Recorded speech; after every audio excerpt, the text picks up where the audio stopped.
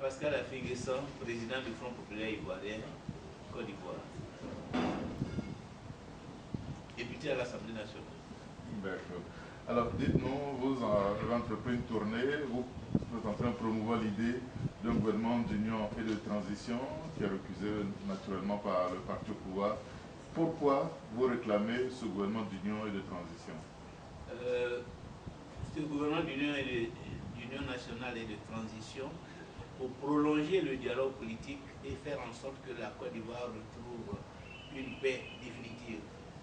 Que toutes les situations liées à la crise post-électorale, notamment la question des prisonniers politiques qui reste pendante et qui a été discutée pendant longtemps dans le cadre du dialogue politique, la question des exilés, c'est-à-dire de ces centaines de milliers d'Ivoiriens qui sont encore en exil et qui refusent de rentrer parce que les conditions intérieures ne leur garantissent pas leur sécurité, que ces cadres qui ont leurs avoirs gelés arbitrairement, illégalement, que la confiance qui n'existe plus au sein de la société ivoirienne et qui se traduit par la désaffection des populations vis-à-vis du jeu électoral, avec des taux de participation très faibles à tous les scrutins qui se sont déroulés depuis 2011, qui montrent bien qu'il y a une sorte de lassitude, de résignation qui a gagné la société ivoirienne, pour que tous ces problèmes-là soient réglés, pour que le pays soit remis en confiance, pour que, disons, le traitement des problèmes qui se posent aujourd'hui se fasse de façon équitable, sans discrimination. Il faut un gouvernement qui rassemble toutes les forces vives du pays. Le gouvernement partisan qui a pris le pouvoir en 2011 a montré ses limites. Il a montré qu'il ne travaille pas pour l'intérêt général, qu'il se préoccupe particulièrement d'un clan au détriment des autres parties de la Côte d'Ivoire. Et avec cela, le pays ne peut pas retrouver la paix et la stabilité. C'est pourquoi nous pensons que l'heure est venue pour sortir de la crise, pour refonder le pays, pour restaurer la paix, une paix durable. Il faut un gouvernement qui rassemble toutes les forces vives de la nation, comme cela s'est passé dans tous les pays qui ont connu des situations identiques. On n'est pas passé comme ça du jour au lendemain à une situation de stabilité sans un gouvernement de transition. Et c'est ce que nous proposons. Est-ce que cela est d'actualité puisque depuis 2011, il y a eu les élections de 2015, le président de la République a été réélu, une nouvelle constitution, des élections législatives, et il y a un cadre de dialogue permanent entre le pouvoir et l'opposition. Est-ce que ce problème ne peut pas trouver solution dans ce cadre-là? Non, mais ça fait 5 ans justement que ce cadre fonctionne. Et ce cadre a montré ses limites.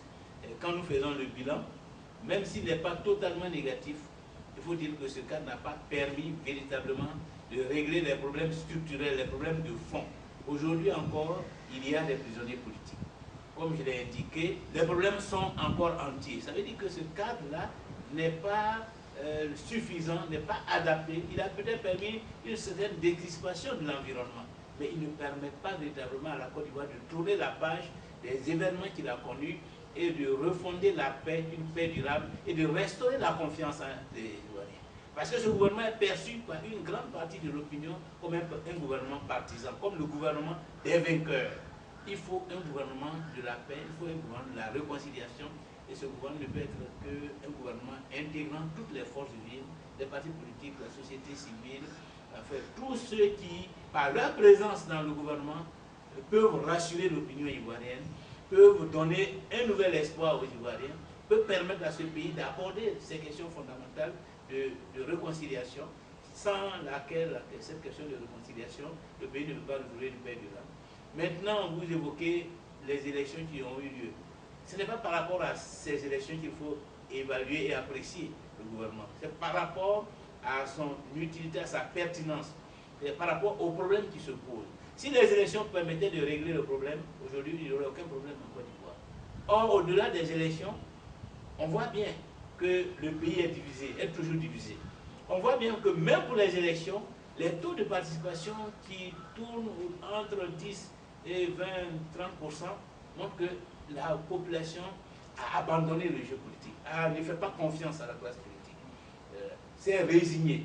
C'est cela ce que révèlent les élections. Donc ce sont d'ailleurs ces signaux qui nous sont envoyés par l'opinion ivoirienne à travers les élections, ce sont ces signaux-là qu'il faut décoder qu'il faut décrypter pour savoir qu'aujourd'hui, le problème de la Côte d'Ivoire, c'est le problème de la gouvernance, c'est le problème du gouvernement.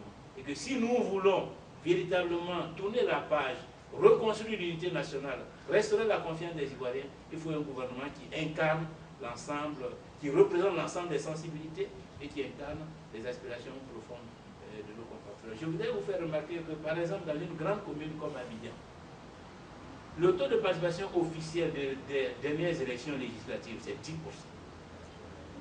Et aujourd'hui, nous avons donc un Parlement où des candidats, où il y a eu une multiplicité de candidatures, mais les candidats ont gagné soit avec 25%, avec un taux de participation soit de 18%.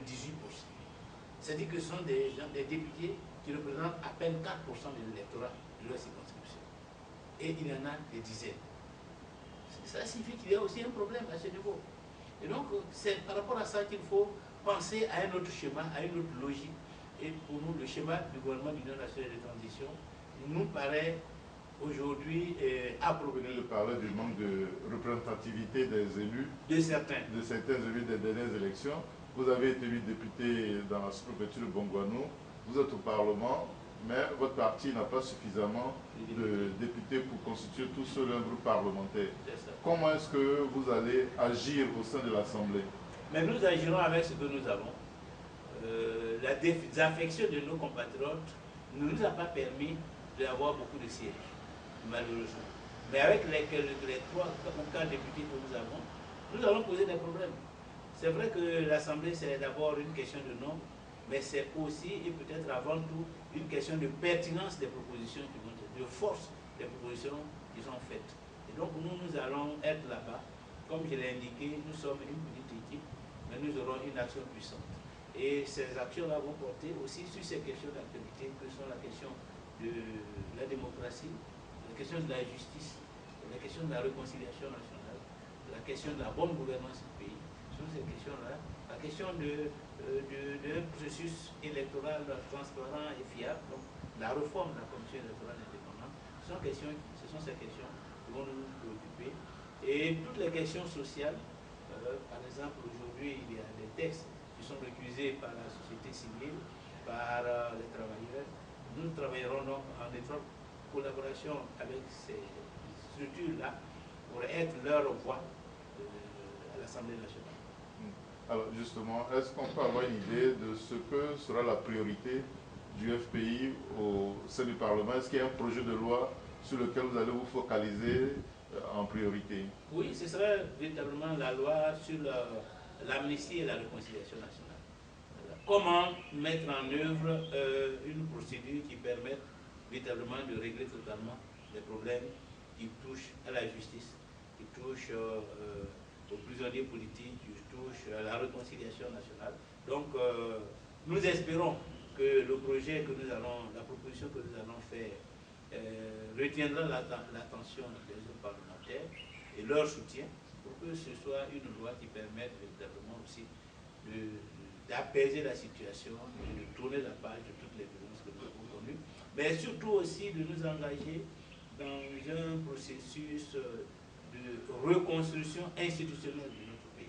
Parce que sans des réformes en rapport avec les défis que le pays a affrontés, sans des réformes qui tiennent compte du diagnostic que nous faisons de ces 20 années de crise pour fonder un fonctionnement harmonieux des institutions et une paix durable. Sans cela, sans ces réformes, nous avons de grandes inquiétudes quant à la répétition de ce qui s'est passé il y a quelques années. Alors, on va revenir à l'actualité. Au plan militaire, il y a eu une mutinerie au début du mois de janvier, mi-janvier également une seconde. Le chef de l'État a traité la question et il vient de procéder donc à la nomination ou remplacement de certains chefs au niveau des grands commandants de l'armée, et il semble que cela ne vous agrée pas. Pourquoi? Quelle est votre position à ce sujet?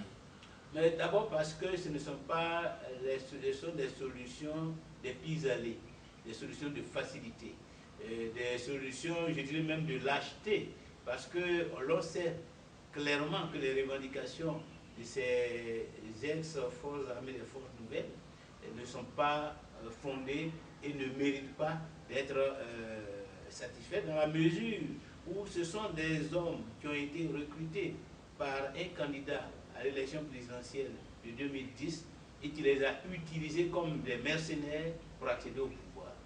Mais nous ne pouvons pas faire une prime au mercenariat, nous ne pouvons pas faire une prime à la violence, nous ne pouvons pas que la Côte d'Ivoire finance des gens qui ont amené la mort, qui ont fait la guerre. Ce n'est pas par la guerre qu'on accède au pouvoir. Ceux-là, ils ont fait la guerre. À la limite, le pays peut accepter, dans le cadre de la restauration de la paix et de l'unité du pays, de les réinsérer, de trouver des formules pour qu'ils ne soient pas une menace à la paix en étant laissés pour compte. Mais que de là, on fasse du chantage sur l'État de Côte d'Ivoire pour avoir sa part du butin, comme si la Côte d'Ivoire était un butin à partager entre les vainqueurs de la guerre de 2011, nous disons non, que ce n'est pas de cette façon qu'on construit la paix, qu'on construit la stabilité politique. Et je crois que les autres unités de l'armée l'ont compris, qui donc se sont aussi mêlés à la mutinerie en se disant, pas question qu'on récompense des gens qui ont fait la guerre pour faciliter l'accession au pouvoir d'un individu, alors que nous appartenons tous au même corps. Donc les revendications se sont multipliées, même les démobilisés aujourd'hui sont rentrés dans la danse pour réclamer aussi leur part. Évidemment, les travailleurs ne veulent pas faire marche arrière, eux au moins, qui ont l'avantage de vouloir le prix, le salaire du travail qu'ils font pour l'État du Côte d'Ivoire. Donc je crois qu'en décidant de satisfaire cette revendication, d'accéder à ce chantage, le chef de l'État a ouvert la boîte de Pandore et aujourd'hui c'est la floraison, c'est la prolifération des revendications parce que la décision de satisfaire la revendication des ex-rebelles n'est pas du tout justifiée et n'est pas du tout, je dirais, logique. Avant de terminer, un mot sur votre parti, la division qu'il y a, deux tendances, et pour certains observateurs, c'est ce qui explique que vous n'avez pas eu un nombre important de députés aux dernières élections législatives. À quand la paix et la réconciliation au sein du Front populaire ivoirien? Mais les motivations, les raisons de nos contre-performances sont au-delà de la question de la crise, enfin de la situation à l'intérieur du pays. Comme je l'ai indiqué, c'est une situation générale de résignation, de désaffection. Et on a observé que même dans les zones où le parti au pouvoir, où la coalition politique au pouvoir était dominante, il y a eu des taux de participation très faibles. Au nord, dans une commune comme Abobo, le taux de participation législative a été de 15%. Or, ce n'est pas une commune contrôlée par le Front populaire ivoirien. Donc, ce n'est pas juste de penser que c'est la situation interne au FPI qui explique le mauvais résultat. Le mauvais résultat est lié principalement au fait que nos partisans qui ont été durement affectés par la crise de 2010-2011 sont encore traumatisés, sont encore résignés, estiment qu'il est inutile de participer aux jeux politiques, que cela ne sert à rien, que cela ne rapportera aucun changement à leur sort. Et donc c'est ce repli sur soi, cette résignation qui est notre principal adversaire, notre principal problème. Étant donné, en tout état de cause, nous sommes ouverts. Nous avons été toujours ouverts à ce que nos camarades nous rejoignent. Donc la balle est plus dans leur camp. C'est à eux de savoir s'ils continuent le combat, s'ils adhèrent à la vision que nous avons, à la démarche que nous avons, de participer aux jeux politiques, de nous battre sur tous les dossiers, plutôt que de nous résigner et de dire qu'on ne fera rien tant que le président Gbagbo n'est pas de retour. Alors que c'est nous qui devons travailler à son retour. Ce n'est pas en restant les bras croisés à attendre que la solution de sa libération va tomber du ciel, que la libération de nos camarades qui sont en prison va s'opérer comme par enchantement.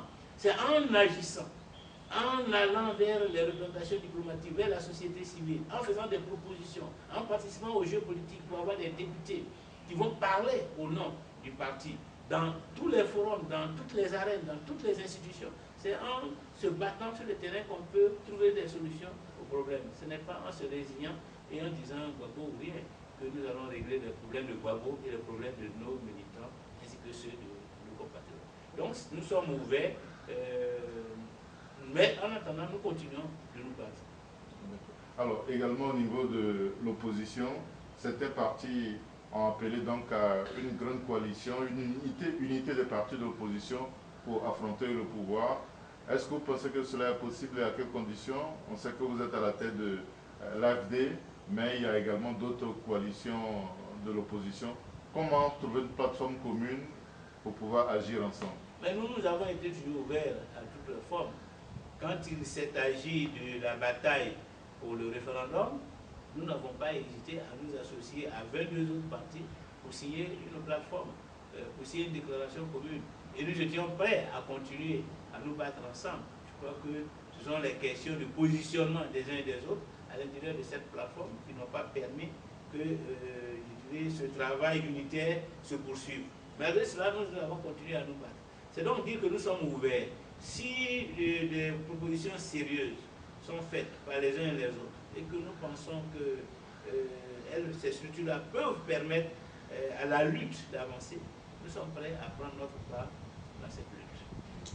Nous sommes au terme de cet entretien. En conclusion, quel est le message que vous aimeriez que les Ivoiriens retiennent? Ce que j'aimerais que les Ivoiriens retiennent, c'est d'abord que leur destin se trouve entre leurs mains. Que ce n'est pas dans la résignation que se trouve la solution des nombreux problèmes auxquels nous nous sommes confrontés. Qu'il s'agisse de problèmes politiques, de problèmes économiques, de problèmes de subsistance quotidienne, de cherté de la vie, d'emploi, de revenus, de problèmes au niveau du développement rural, que ce soit des problèmes liés à la liberté d'expression, d'opinion, à une justice impartiale et crédible. Tous ces problèmes-là, c'est nous qui devons faire en sorte que ces problèmes soient réglés.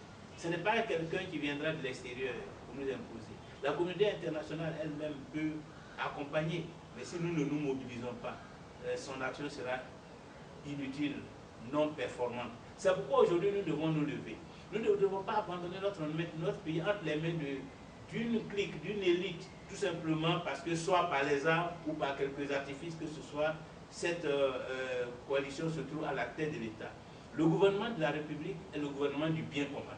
Donc le gouvernement de tout ce qui touche à ce qui nous appartient en commun, la paix, l'unité, la sécurité, le bien-être, tout cela, ce sont nos préoccupations et c'est à ce gouvernement qu'il appartient de faire en sorte que nous ayons satisfaction sur toutes ces questions. Si ce gouvernement se montre carent, s'il apparaît de façon claire et nette que ce gouvernement n'est pas capable de servir le bien commun, qu'au contraire, il sert des intérêts partisans, que ceux qui sont à la tête de l'État profitent de leur présence à la tête des institutions pour martyriser le peuple, pour promouvoir leurs parents, enrichir leurs amis, c'est de la responsabilité et du droit du peuple de se lever pour dire non.